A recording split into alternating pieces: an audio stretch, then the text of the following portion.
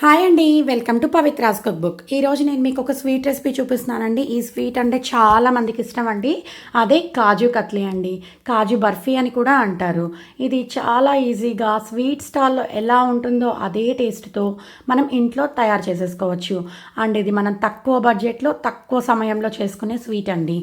చూస్తున్నారు కదండి ఎంత యామీగా ఉన్నాయో. మరి ఇప్పుడు మనం ప్రాసెస్లోకి వెళ్ళిపోదాం. ఈ స్వీట్ తయారు చేసుకోవడానికి నేను 1.5 కప్పు క్యాష్యూ నట్స్ని తీసుకున్నాను. క్యాష్యూ నట్స్లో మేము ఆయిల్ అనేది తీయించకుండా ఫ్రెష్ క్యాష్యూ నట్స్ని తీసుకున్నామండి.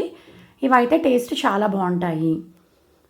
ఇప్పుడు 1/2 కప్పు క్యాష్యూ నట్స్ని మిక్సీ జార్లో యాడ్ చేసుకొని ఫైన్ పౌడర్ లాగా బ్లెండ్ చేసుకోవాలి. ఒకేసారి జీడిపప్పుల్ని మొత్తం యాడ్ చేయకండి, కొద్ది కొద్దిగా ఇంటర్వెల్స్లో యాడ్ చేసుకుంటూ ఇలా స్మూత్ పౌడర్ లాగా బ్లెండ్ చేసుకోవాలి. ఇలా బ్లెండ్ చేసుకున్న పౌడరు వేరొక బౌల్లోకి ట్రాన్స్ఫర్ చేసుకోవాలి. ఇదే ప్రాసెస్లో మనం మిగిలిన క్యాష్యూ నట్స్ అన్నిటినీ కూడా బ్లెండ్ చేసుకొని పెట్టుకోవాలి. మనం ఇలా జీడిపప్పుల్ని కొద్ది కొద్దిగా యాడ్ చేసుకుంటే మనకు అది ఫైన్ పౌడర్ లాగా తయారవుతుందండి. లేకపోతే పప్పులు అలానే బ్లెండ్ అవ్వకుండా మిగిలిపోతాయి. అప్పుడు మళ్ళీ జల్లిట పట్టుకోవాల్సి ఉంటుంది.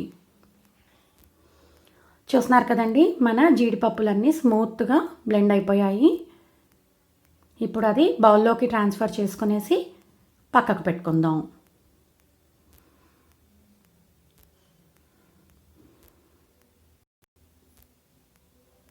మన జీడిపప్పుని పక్కకు పెట్టుకోవాలి. ఇప్పుడు ఒక పాన్లో 3/4 కప్పు షుగర్ని యాడ్ చేసుకోవాలి. ఇది పర్ఫెక్ట్ మెజర్మెంట్ అండి. ఇదే మెజర్మెంట్ని మీరు ఫాలో అవ్వండి, మీకు కాజు కత్లీ పర్ఫెక్ట్గా వస్తుంది. 1/2 కప్పు వాటర్ని యాడ్ చేసుకోవాలి. మనకి ఈ షుగర్ బాగా మెల్ట్ అయ్యే వరకు ఇలా చేసుకుంటూ ఉండాలి. పర్ఫెక్ట్ మెజర్మెంట్ అని చెప్పాను కదండి. 1.5 కప్పు జీడిపప్పులకి 3/4 కప్పు అంటే హాఫ్ ద క్వాంటిటీ షుగర్లో హాఫ్ ద క్వాంటిటీ వాటర్. చూస్తున్నారు కదండి, మన షుగర్ బాగా మెల్ట్ అయిపోయింది. ఇప్పుడు మనకు 1 స్ట్రింగ్ కన్సిస్టెన్సీ వచ్చే వరకు ఉడికించుకోవాలి. మనకి 1 స్ట్రింగ్ కన్సిస్టెన్సీ కూడా వచ్చేసింది. ఇప్పుడు అందులోకి మనం ముందుగా మిక్స్ చేసి పెట్టుకున్నాం కదండి జీడిపప్పు పౌడర్ని, అది యాడ్ చేసుకోవాలి. ఈ పౌడర్ ఒకేసారి యాడ్ చేసుకోకూడదండి, ఉండలు కట్టేస్తుంది. కొద్ది కొద్దిగా యాడ్ చేసుకుంటూ మిక్స్ చేసుకోవాలి.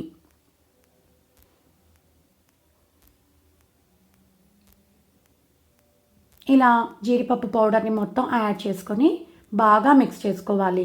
ఉండలు అనేది లేకుండా బాగా ఫాస్ట్గా మిక్స్ చేసుకోవాలి. చూస్తున్నారు కదండి, మన ఈ కాజు బర్ఫీ మిక్స్చర్ అనేది పెనంకి అంటుకోకుండా నీట్గా వచ్చేస్తుంది. ఆల్మోస్ట్ మనకి ఇది బాయిల్ అయిపోయింది. ఇప్పుడు స్టవ్ టర్న్ ఆఫ్ చేసుకొని పక్కకు పెట్టుకోవాలి.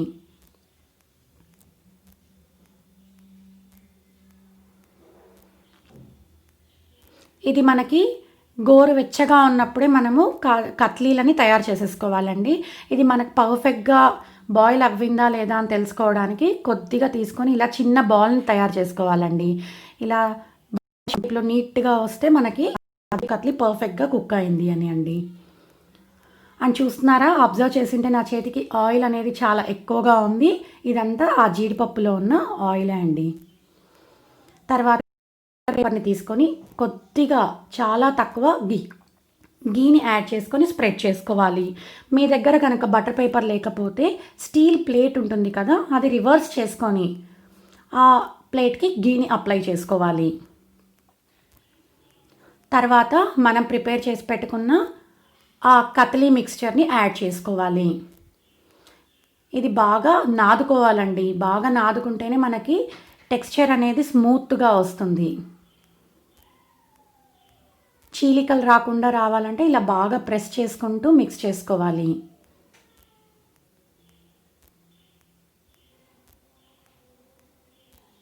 ఇప్పుడు నేను హాఫ్ ద పోర్షన్ తీసుకొని బటర్ పేపర్ని ఫోల్డ్ చేసుకొని రోలింగ్ పిన్తో కాస్త థిక్గా రోల్ చేసుకుంటున్నాను. మీరు కూడా ఇదే ప్రాసెస్ని ఫాలో అవ్వండి. మీకు ఆ కాజు కత్లీ అనేది ఎంత థిక్నెస్ కావాలనుకుంటే ఆ థిక్నెస్ని బట్టి మీరు రోల్ చేసుకోండి. ఈవెన్గా రోల్ చేసుకోవాలి. ఇది ఒక 5 నిమిషాల పాటు చల్లారనివ్వాలి. చూస్తున్నారా అండి, దానిపైన ఎంత ఆయిల్ అనేది ఉందో. మనం జీడిపప్పులో ఆయిల్ తీయంది వాడాం కదా, అందుకని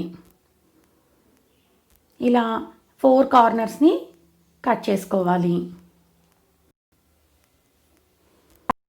తర్వాత మనం కావాలనుకుంటే డైమండ్ షేపు లేకపోతే స్క్వయర్స్గా ఈ కాజు కట్లీని తయారు చేసేసుకోవాలి.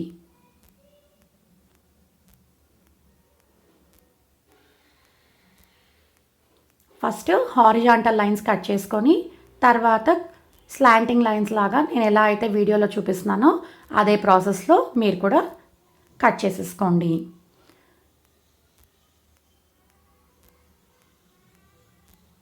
చూస్తున్నారు కదండి, మన కాజు కత్లీ తయారైపోయింది.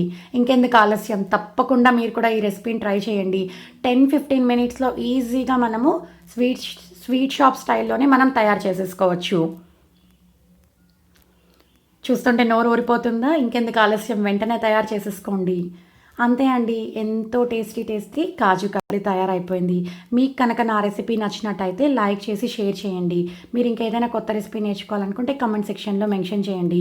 Thanks for watching. Please subscribe to our channel.